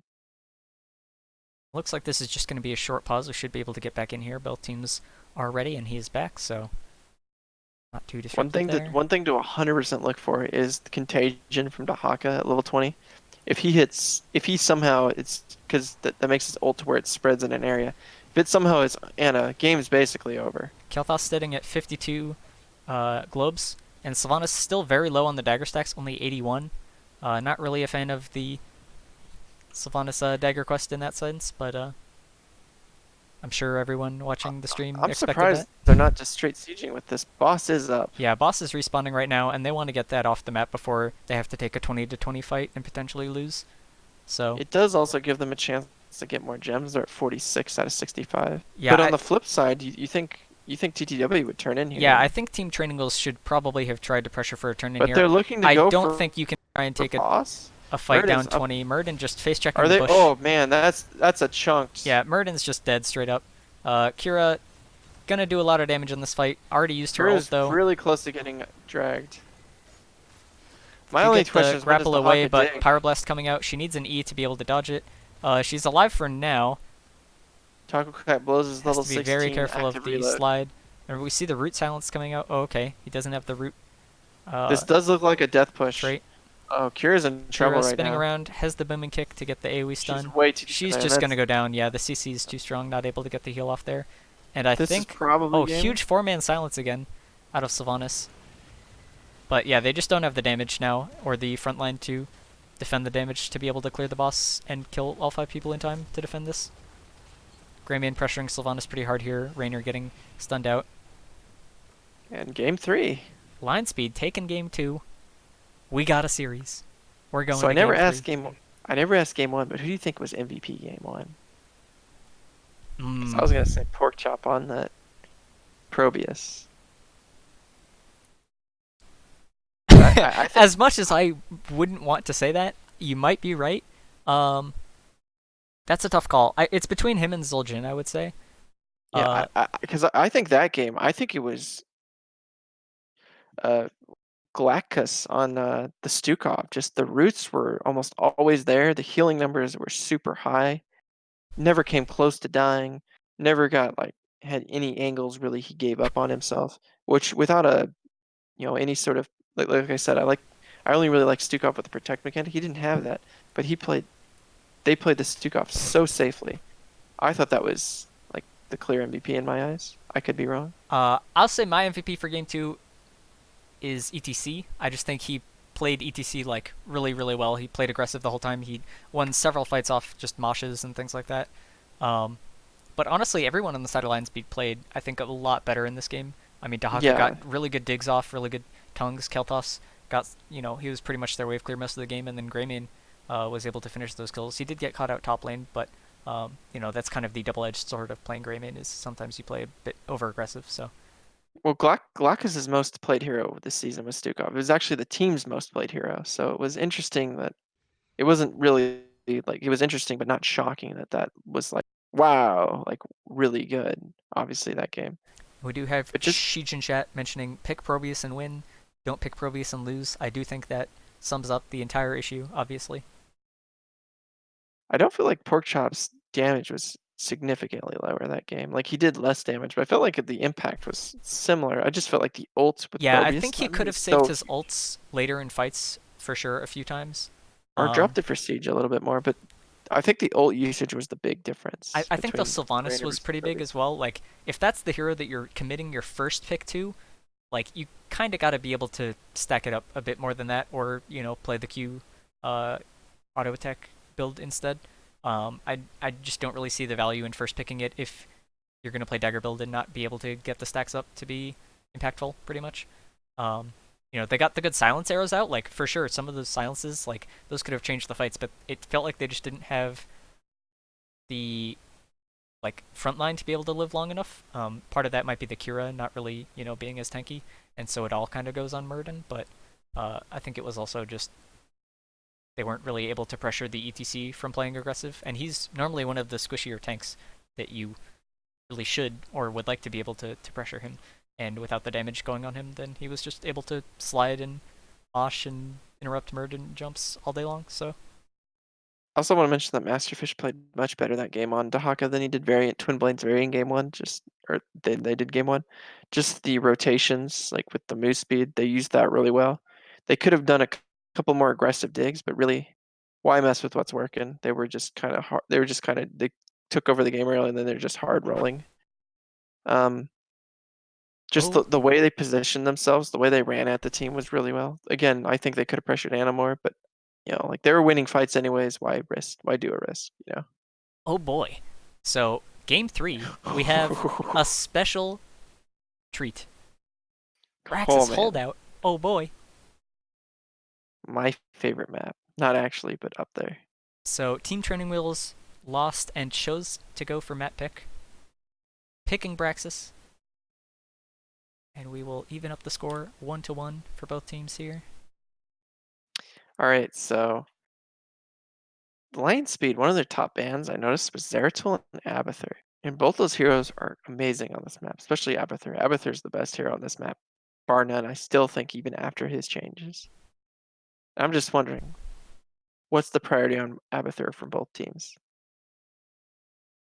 Yeah, I would say it's been pretty low for both teams, but I think part of that is also the maps that they're playing. Um, Team Training Wheels has played it 5 times with 60% win rate, so 3-2 there. Lionspeed, it looks like, hasn't played it at all. I'm not sure how many times they've banned it potentially. They might just kind of ban it in the times where or other teams are banning it against them, of course. That's also a possibility. It doesn't look like it's showing up in either team's top bans or banned against for me, so doesn't I, look I like don't know. as much I don't know how much priority they play from with it. Lionspeed. My thing is on this map, first pick's a huge like deal. If you get first pick, that's a huge advantage. But if you're not familiar with it, that's a huge disadvantage. Yeah, I agree with both both sides of that. So It really, because this map's really, it seems like people make it harder than it has to be in a way. Like mentally, they're like, okay, we got a 1-4 when it's really a 1-3-1. It's all about kind of who ganks the hardest and controls like well, like I've the seen teams be points. successful running like a 3-2 as well, and then like shuffling Yeah, people around that way and kind of pushing back and forth. Some teams focus on camps, some teams focus more on pushing, some teams focus on trying to win the objective, with like a Rexar in the top lane or something. So there's definitely like lots of different variations that you can go for on this map, and I do think draft like matters a lot on this map. yeah. And first pick for sure This may be the most is draft huge. heavy map. Yeah, I Like period. Like, and that's weird to say because every map is super draft heavy, but this one it's just like whoof. There's so much stuff. Oh, and the Probius ban. the Probius Not first even ban. gonna mess with I it. love it. The They're reading respect. chat clearly. Oh, Is the they figured out the secret pattern. Lionspeed whisperer. Just ban Probius. Right in their ear. The I like the Stukov Stukov ban. ban. I like that. I think That's their most played hero. Why not? game 3 is the time for respect bans, and if you've lost against it, probably you should consider banning it. And it really seemed like their tank player especially had trouble dealing with the silence from Stukov and the root combo as well. Game 3 is the time to screw with teams' comfort picks. Ana ban, again another comfort pick ban. Yep. Like if I'm in a game 3, game 5 situation, I'm just like, okay guys, we're playing comfort heroes as a drafter, and I'm sure you're probably the same way. I like the ETC ban as well. I'm like And full. ETC, again, Okay, thumbs up to these both are just all teams. comfort. And Yeah, Sylvanas first pick, taking away the Sylvanas. and taking it for yourself. There we see Oh, the the Rexar Rexar. and Johanna. Porkchop is known to play a pretty decent Johanna's Rexar. been banned both of the previous 2 games, so this will be the first time we Johanna's see really Johanna good on come out. this map for controlling the points, but not good at rotations. Sylvanas is actually really good at rotations too because you can E over that wall and just that is so like the Eing over the wall and getting that extra speed to gank is just such a big deal. And pushing with the camps is very good pressure on the map as well that can make people, have to make a lose-lose choice between defending the camp or contesting the objective capture points and stuff. So I like Sylvanas here a fair bit. Hanzo Anubarak I think is strong in Gage. I think the Hanzo is more so taking it away from the Johanna team, just because Johanna kind of lacks the engage tools on her own, and then so like Hanzo Dragon Arrow is a really common pairing with Johanna, so taking that away from them makes sense. Only problem in comms is when you call arrow, they both fire it, or one of them fires it, and it's the wrong one. I normally call it Silence Arrow or Stun Arrow if I was playing Hanzo or something. But yeah, they'll have pretty strong engage with the Anubarak. A Anubarak Hanzo Tyrande for ban sure. though, that's kind of interesting. I'm not saying Tyrande's bad, but Yeah, I think Tyrande pairs pretty well with Anubarak, so that makes some sense. And Tyrande yeah, is a little bit hard to pair with Johanna, just because the condemn like pull is kind of hard to set I up just a. think I don't think it's the best pairing for Sylvanas. I think it's better for Hanzo, but maybe I'm Hmm. wrong. Jaina ban that gets rid of a lot of wave clear. All right, I want to know who's gonna pick Phoenix. I don't even think Phoenix is that good on this map. I mean, he's I not that mean, good in the meta in Mean general, Beam, but Mean Beam, okay. Lucio. Okay, Lucio Greyman. Greyman. I do So like Lucio Greyman as a pairing, and Greyman is good into Anubarak, as we saw in Game 1, although it was on the opposite sides. I have a last pick I want from them. I want Rhaegar last pick from TTW or something like that. Some double healer That support would be thing. spicy. I would like to Artaz. see Uther last pick. Or Uther, yeah. Rhaegar, Imperius. Okay, so it is worth noting that their offlaner on Lionspeed likes Imperius. I think I said that before the set. They Maybe I take didn't. away the Rhaegar. There's Malthael. Malthael in the 4-man. Okay, that is not I do Uther. like him a lot better with Lucio in the 4-man, just because he can have trouble getting on top of people, and the movement speed helps quite a bit. Problem is Sylvanas chunks him Yeah, like a Sylvanas ton. is really good against both Lucio and Malthael. Like, if you can hit a silence arrow on both of them, like, you just straight up win the team fight if you do that. Problem is, I think Screaming's pretty good into Sylvanas with his dive. He can be, yeah. The Sylvanas has to play pretty safe and, like, preemptively I'm surprised there use wasn't E a to get Chen away. actually. Like Chen's wave clear isn't great, and of course his objective clear is horrendous. But I don't know. I feel like Chen does okay in direct star. Not great, but okay. But Imperius does pretty good in direct star as well. Hmm. These are really like Lionspeed clearly went more standard, but it feels like Team Training Wheels maybe went more comfort-ish in a way. But I'm not sure how comfortable they are with all these hero pairings, and I think that's gonna be a big deal in deciding who wins this match and this series. I think I would lean towards Lionspeed here, just from draft. But Yeah, Team their Training wave Wheels, clear's like you better. said, familiarity is kind of a big thing. And if you're not familiar playing against like Malphite Lucio in the 4-man and stuff, like you can get caught off guard. So I think it'll The be a, only a good close game either way. the I only think thing is Malthael's gotta pick Die Alone. Die Alone here is huge. If he doesn't take Die Alone, that's gonna be hard to confirm kills. But and it also is worth mentioning that I think like if Lionspeed wins the first objective, they're almost guaranteed to keep just because Sylvanas trade if it's up. yeah, Like that's Sylvanas is such a big really deal. strong pushing with the Zerg for sure. Also, Abathur got through draft somehow. Yep. And Medivh too. I'm surprised that Lionspeed didn't even like maybe they thought about Medivh in draft. Maybe if they win this set we can ask them that, but Well, they already had Sylvanas Hanzo, so I think it's a little bit hard for them to pick Medivh. yeah, that is that I'm just intrigued to pick Hanzo so early and not picking Rhaegar early. Mm, that's Also, fair. one thing with Rhaegar is he can solo clear the bot camp on their side of the map because they're going to be on the left side. He can clear that basically solo, I which believe is a he big can deal. solo the Bruiser camps even, can't he? Maybe not early, but later Or probably. maybe at like level 4 or something, yeah. Anyway, starting off the game, Lionspeed on the left here. We have Big Wiz on Anubrak, Devo on Hanzo, Starfox64 on Sylvanas, Glaucus on Rhaegar, and Masterfish on Imperius. And on the red team, on the right side, we have Team Training Wheels. We have Little Killer Pony back on tank on Johanna.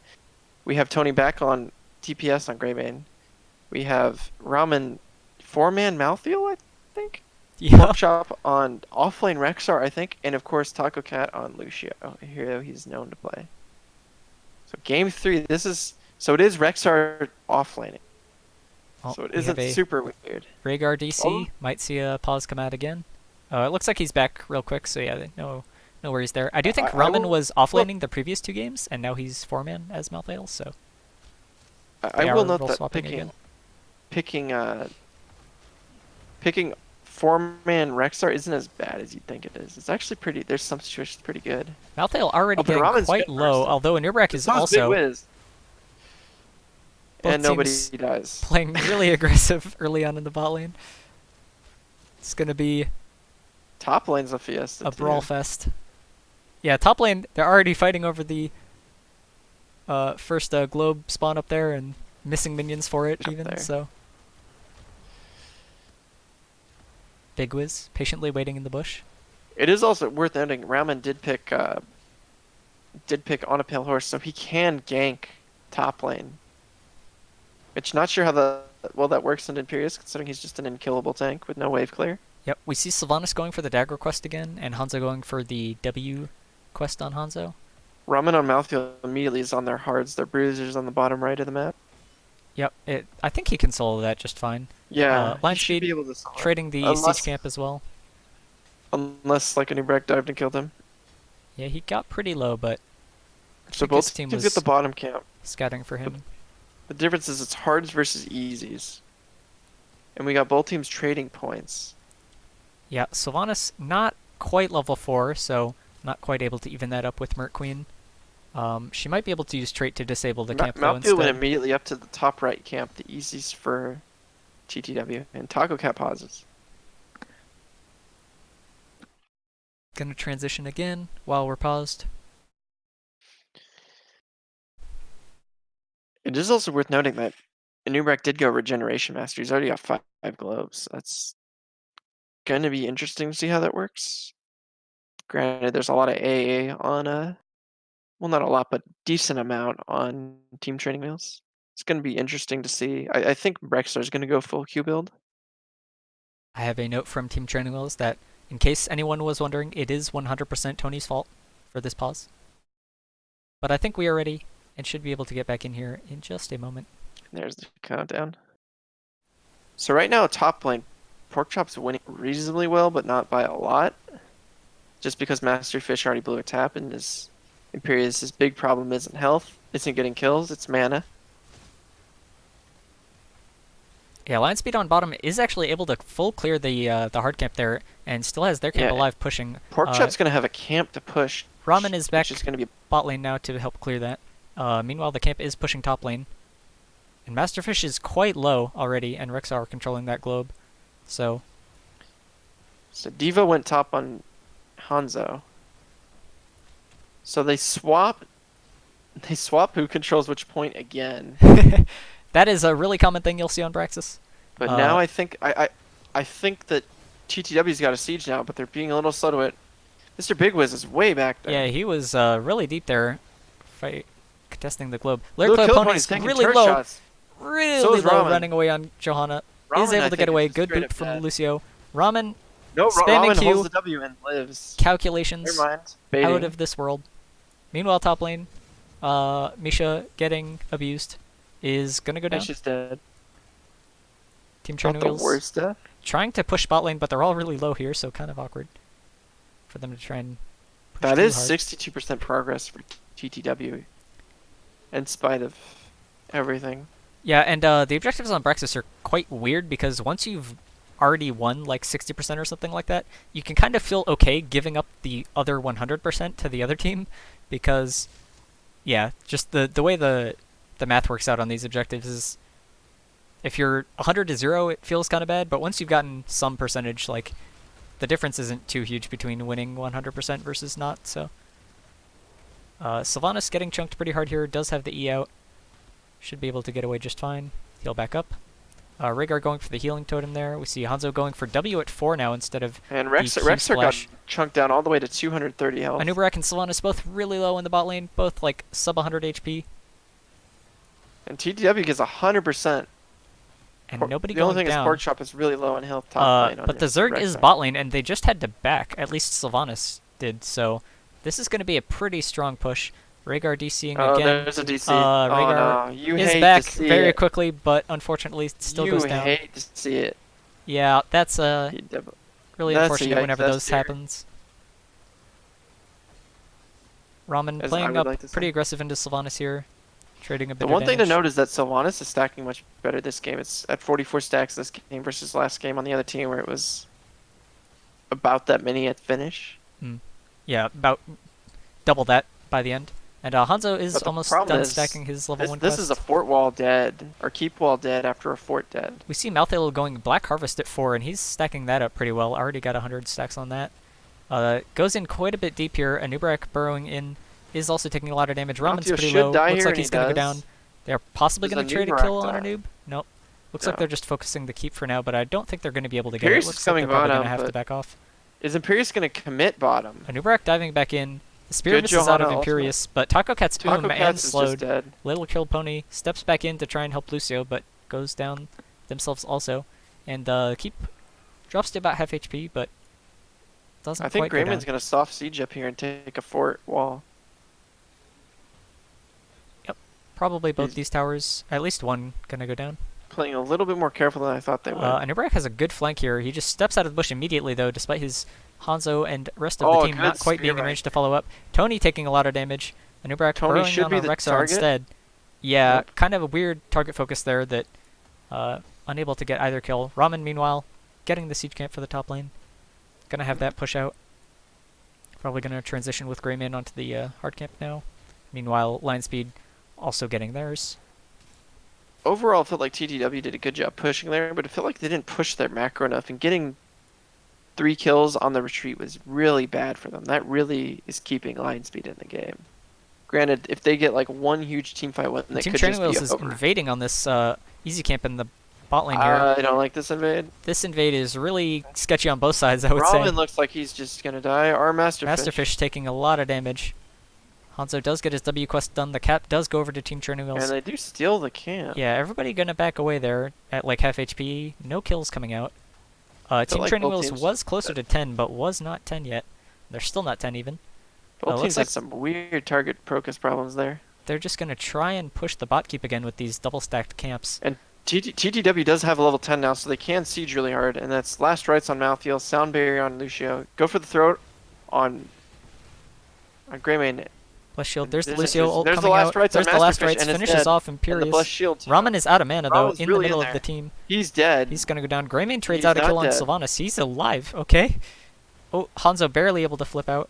Actually, no. Greymane gets the roll forward. Finishes And off there's a Hanzo. keep. Is there a world where they look encore? No. Okay. There is not. I think they look at boss. I think they look to point. They take point, then they boss with tens. But they got. I think they 5-man boss. Yeah, I think Ramen should stand on bot point and cap that and then recall while the other three of them had started boss. I think it's fine for him to recall. The only thing is Masterfish, man. If it was a different reality, he might be dead now. Yeah, they could have also just baited the boss and been in one of those bushes and possibly gotten a free kill on Masterfish. I think there they're to just stagger gonna hard death. commit to Masterfish on that kill. Lionspeed is level 10 Both now. teams. Wailing Arrow, Cocoon, Ancestral, Dragon Arrow. Angelic And- Armament's picked and popped immediately. Is he gonna pop it though? Yeah, Ramen is getting pretty low. Could also get one shot by the Imperious ult here if he's not careful. Imperious did not fire the ult. Doesn't come Ramen's down. super low. Ramen's super low. Drops last rights doesn't connect as well as you would Anubrak hope. also very low. Gonna have to burrow out. Imperious re-engaging on Masterfish Ramen. Has 1v1ing the spear, top. but also very low. Hanzo going Ramen low, really Ramen low, but dies. finishes off the Good Malthael in kill the by Big meantime. Wiz. Man, these fights are everywhere. Everybody I got like gets the super full low. screen on and I Okay. can't see it all. Lucio sound barriers to keep everybody alive in the meantime. And Team Training goes, Big oh, Wiz Greymane! just dies for Gonna nothing. get the Anubrak trade kill there.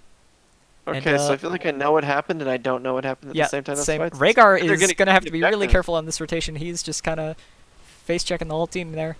Greymane looking to finish it off. Goes Good for spear the by throw. Masterfish, but is that enough to say Rhaegar great? is living for Hey, now. Rhaegar. Yes. And they Lucio get goes the counter down. kill.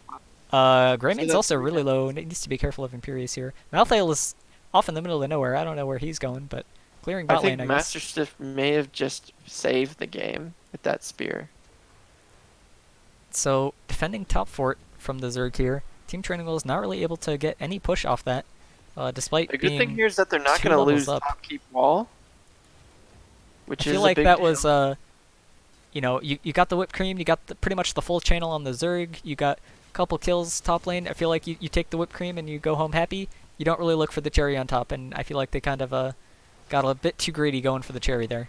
Felt more like they were trying to get a second cape than the cherry on top.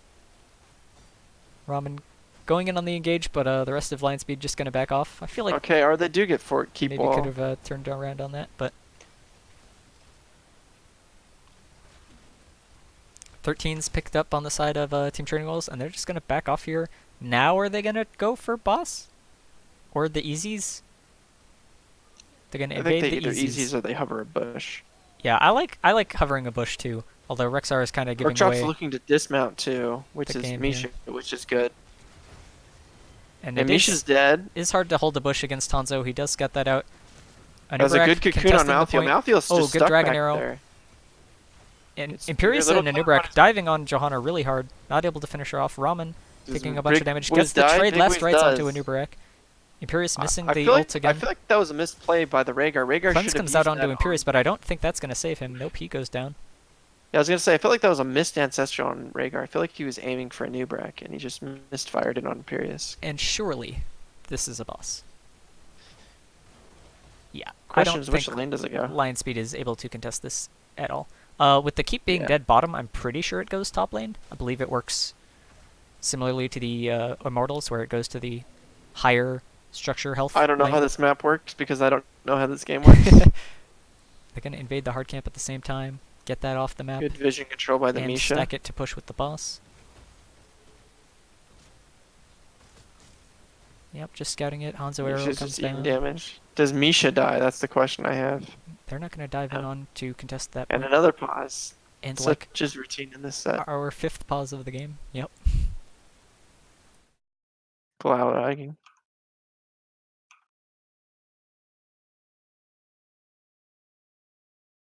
That would explain a lot of Glowring's problems in HGC, Kappa. Lucky. So just looking at all the questing stacks, Sylvanas is at 134, which going off your 10 stacks a minute, that's pretty much there. That is above It's the above it. benchmark. That is above par. thumbs up. Or below par, I guess. I don't know. Look, the golf metaphor is quickly deteriorating here. We play esports, not Yeah. not not physical sports. Malthael is at 2 stacks on last right, so its cooldown is down to 55 seconds, which is a big deal because the way it interacts versus We figured out the problem. Lionspeed does have Glaurung playing on support. that is it's Galactus on support, not Yeah, Glaurung. that's I the will joke. say All right, that's the both joke. teams are ready. Like, Should resume here in just a second.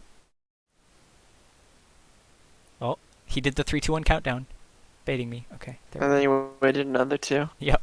Alright, so there should be at least top keep wall going down. The question is, does top keep go down? Probably yes, maybe no. And there goes the big boom shots. Johanna is starting this off already chunked and already pops unstoppable as well, so they could look to dive in on her if she steps up too far. The thing is that they have a camp behind this, which makes it extra hard. Ramen going in went again, super deep. A 3-man stun doesn't matter. Sound Savannah's barrier still comes dead. out. Last Right's not finishing off the Anubarak. Glaucus is just dead. Somehow still alive. There, Big Big Wiz Wiz goes down. dead. There's Glaucus going down. Does Masterfish Masterfish die? might Masterfish be gonna lives. make They it to may the have a fountain. chance. Not Nope. making it to the fountain, and that's probably game. And they're calling a game. So Team Training Wheels, we'll not quite call it until the core is dead, of course, because there's always a chance. These steps coming out of Taco Cat. Excellently done. Yeah, alright, I'm gonna call it. So yeah, Team Training Wheels gonna get the 2-1 victory. Ramen not gonna go down. Is gonna move on, facing Rewind in the next round in the semifinals of Division A. And unfortunately, that is where the season ends for Lionspeed. But I think they played pretty well. Those were all 3 very back and forth close games that I'm not really sure what to think of. Both teams kind of played a bit off meta stuff, and That's an understatement. especially the first game, but I respect it. Yeah, that was a different game, I will say. This second game, I think my MVP has to be Rexar. Third game. Third game, sorry, yes. Yeah, I would either say Pork Chop on Rexar or Tony on Greymane. Tony on Greymane just did a ton of damage. Didn't really, I think came close to dying maybe twice. And the Malthael 4-man was also pretty interesting. Got, the most damage on the team even, and he did pretty, he it seemed like he was playing very over-aggressive and, very nearly dying in every fight, but at the same time he was also just living, forever at, 10% HP in every fight, so I don't know whether to say that's bad or good, but a couple times when Ramen did die in Malthael, it felt like he died, but it was like they got 2 kills, so is that really bad? No. I do think it is right. Pork Chop was absolutely MVP that game 3 on Rexar. Just the vision control, the point control, the ganks, the not dying is a big one. The XP difference, though, is what really set it apart. 9.1k XP versus 5.9k XP at next highest than anyone in the game. That's huge. And then you top it off with the highest siege in the game. I mean, it's a clear MVP for me. Alright. And I think we're gonna have Taco Cat come in for an interview. I will say hop over to Lobby 1 in NGS for that. And we're joined by Taco Cat. First off, congratulations. Oh, we even got more people in here. Thank you. So, yeah, first of all, congratulations. You're moving on, getting to face us in the next round. I'm excited. Oh yeah, I'm so excited. Honestly, I've been looking forward to facing you, Ryokai, and also Chaotic for quite a long time. I thought it was going to be in the finals, but this is pretty much going to be the finals game in my opinion. We had that really good series that one time. Yeah, we started off the season, our very first match, we went 2-1 there, and then, we each kind of went our separate ways for the rest of the season, and now we are coming back for the rematch. So, that'll be fun. Yes. The great convergence. Yep. So, talking, first of all, over the game 1, chat was speculating a little bit that they thought the Garrosh talent ban was maybe a forgetted mistake or whatever on the side of Lionspeed, and that potentially hurt them there and threw a wrench in their plans. Probius is the thing, and Malthael is the thing. You guys played well with Malthael, like I think but both games or whatever, all 3 games. I don't remember exactly, but yeah, just talk me through that game 1 of how that worked. Best mouth NA. Best mouth NA. No, we Sorry. just won't talk about the 8 deaths. We just won't talk about the 8 out of 11 deaths. You know what? I feel this was so literally going into the game, we had a talk. We were saying that the game plan was Tony was gonna go in and just do like Tony things as we always discuss. Me, Pony, and our man, obviously Pork Chop on the probe, we're gonna go in and do our thing. And then Ting is gonna die a bunch of times. So Noodles is gonna die just a ton of times, and we're gonna win because of it. And that is a sound strategy. We've followed that consistently throughout every single time, and it's undefeated. It's an undefeated strategy. Yeah, I mean the third objective there is pretty much Malthael goes in, dies, but gets the trade kill on at least like 1 or 2 people with the last rights and everything else. And then meanwhile Zul'jin just kind of free hitting everybody, throwing axes the whole time. And then yeah, like you guys got the protector, you just ran it down, you pushed through the fort, pushed through the keep, and then you just won the game. So I mean it worked. Like I don't know I don't know what to say. It worked. It's certainly unusual, but hey, if it works. 100% win rate, proven stat. Check it. It just took them a little too much to secure the Garrosh kill every time, and that's what let us get the value even from the 8 deaths. It just they took a little too much damage and then used a little too many abilities every time. Mm-hmm. And the Anub'arak also got bursted down quite a couple times in those fights as well. So yeah, we were talking about that. Like they didn't really have any follow up for the Anub'arak. Like the Anub'arak on the Braxis game didn't really do them anything. It was just kind of a squishy tank that didn't do anything to us except for the cocoon. Mm-hmm. And then game 2, they turned it around on you guys. I think the ETC play especially was just so brutal to watch, honestly. And it felt like Murden every time he would try and go in, just couldn't get out and just kept dying. And then at some point he had like 70 gems or something and was desperately trying to turn them in to get the solo turn-ins and stuff like that. So yeah, talk to me about game 2 and how that went. And game 2 was supposed to be Cho'Gall, but Noodles was not about it last second. So our Tony was going to go Cho'Gall, and doing fantastic at mind you. But instead we got Murd, and we were going to do Abathur. We're going to do Abathur too. And then our Abathur player, literally last second, somebody said something, and he chose to go Raynor. That's what happened. We chickened at last minute. I was 100% confident in Cho'Gall Abathur. No one trusted me, and look what happened. I mean, I feel like the time to Cho'Gall Abathur is definitely playoffs. So thank you. Someone understand. The real play is Medivh Abathur. Let's be real. True. He's not wrong. So much of our comp just went wrong in the second game. We didn't really intend for the Kira. We didn't intend for the Raynor. We didn't intend for the Murden. But then it just happened, and we just went with it. Yeah. Lacking wave clear on that map is normally pretty tough. Right. Not to say that you guys didn't still keep it pretty close. Part way through, at least most of the way through. But after the keeps starting to drop off in health and things like that, and they were getting so many more gems than you guys, and you guys kept getting picked off. It felt like it was kind of just unraveling. So then taking that, not fully falling apart, but having to refocus, not get tilted or anything, reorganize yourselves and go into game 3. The plan. I don't remember what. Were you guys the ones that chose Braxis? Were they the ones that chose Braxis? You guys were the ones that chose Braxis. We actually had a vote. We almost decided not to do Braxis too. But luckily, me and Noodles were like, we're doing Braxis.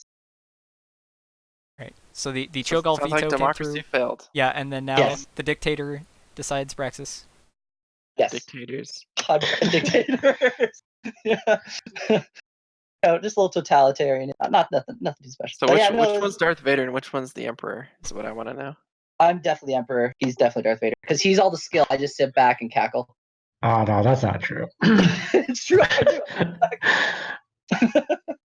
And then, game 3, it felt like you guys were just kind of one step ahead of them the whole game. You guys were getting camps better timed out than they were. You guys pretty much won the objective channels, partly thanks to Rexar, I think, for that.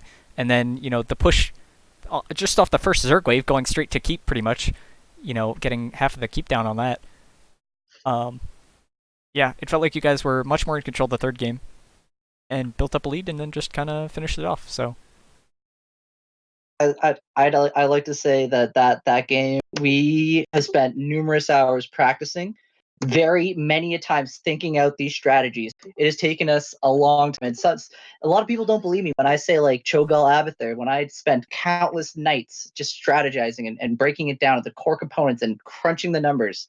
It when it comes down to when we go against my way noodles, I've used when you go against my big memes, we always lose. But when we come for the big memes, always happen. Also, it wasn't as memey, but for the let's get Mel, obviously we're gonna get noodles, get a Meltail. How was that like going with the the other team? I don't know. I don't know how they're like really. I was just Lucio spinning around and just shooting things. So just having a good time. I was really watching. See.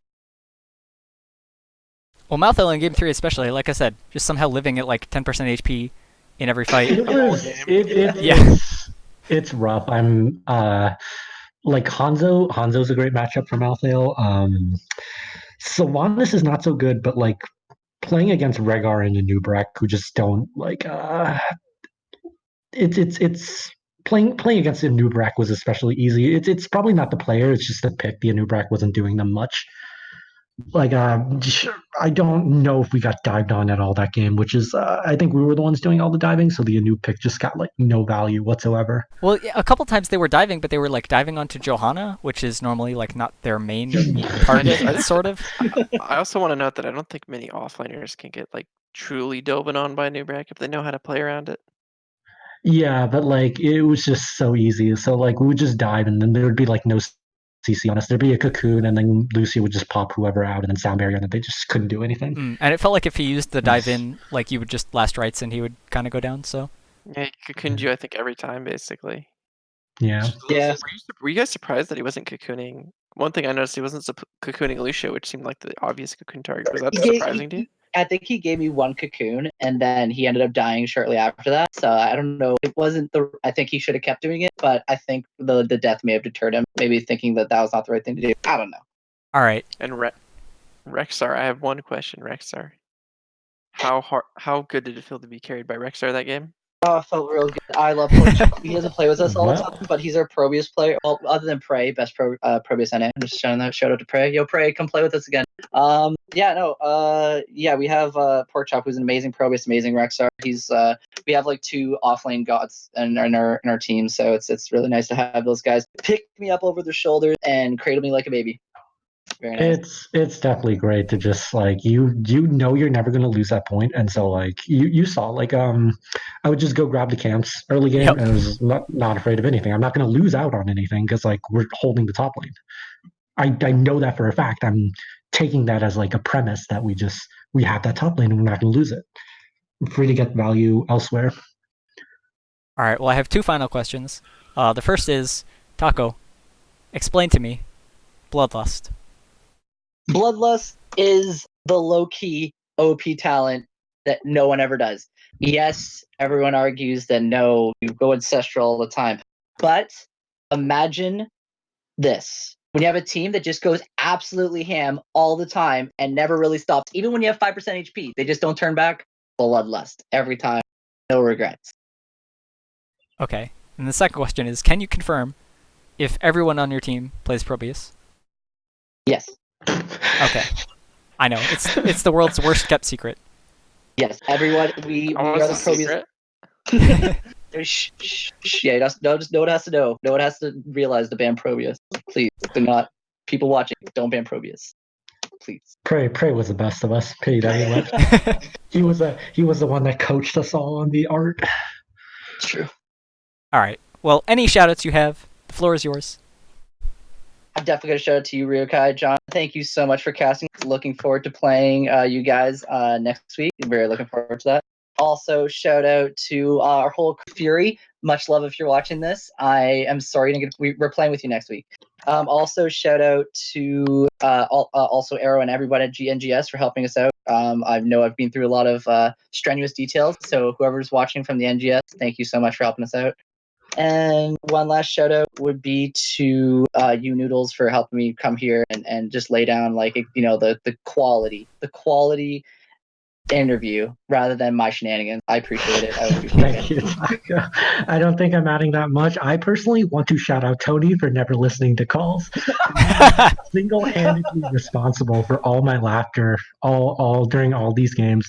They say laughter is the best medicine. If that's true, I'm going to live a long life, and it's going to be all thanks to Tony. Plus. All right. Well, again, congratulations. Thank you for coming to do the interview. And good luck into rewind. Yeah, I was next gonna week. say good luck against us. I'm looking forward to it. I think it'll be fun either way. But Easy 2-0. well, it's a 5-game series, best of 5, John. So easy Is it? 3-2 Yes. Semifinals or best of 5? for Yeah. heroic and A. Yes, you're in heroic. Yeah. How do you not know this? See, normally I'm the rules guy, but I didn't know that. Okay.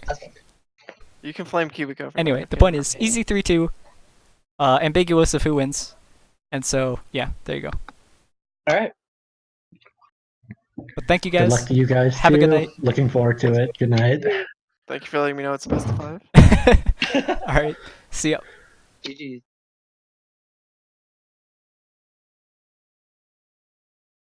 All right, John. The floor is now yours. You give your own shoutouts. Where can people find you on the internet? Whatever else you have.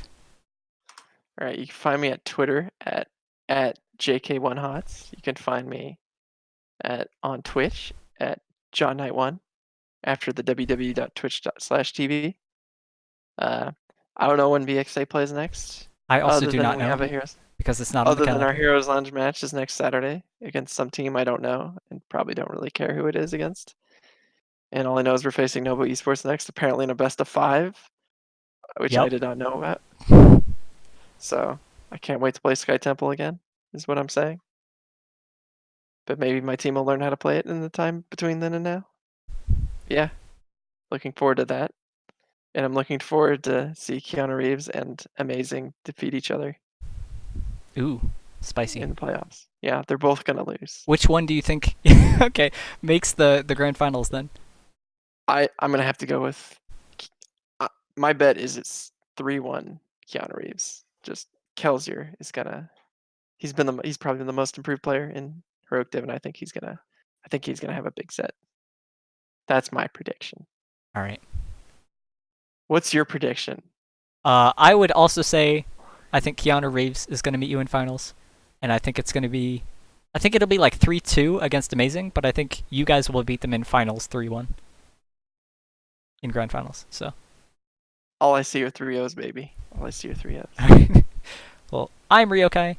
I play on Team Rewind. We're playing sometime this week. I don't think we've scheduled it yet, but we are apparently going to be playing Team Training Wheels. You could have scheduled there. That's true, except I'm not the scheduler, so that is not my job. But Blame the scheduler. of course. And I'm gonna add it now. and you can find me. I'm Ryokai everywhere. I'm on Twitter, Twitch, Reddit, YouTube, Discord, whatever. Yeah. So that's it for me. I don't think there's anybody else really around casting NGS stuff to host.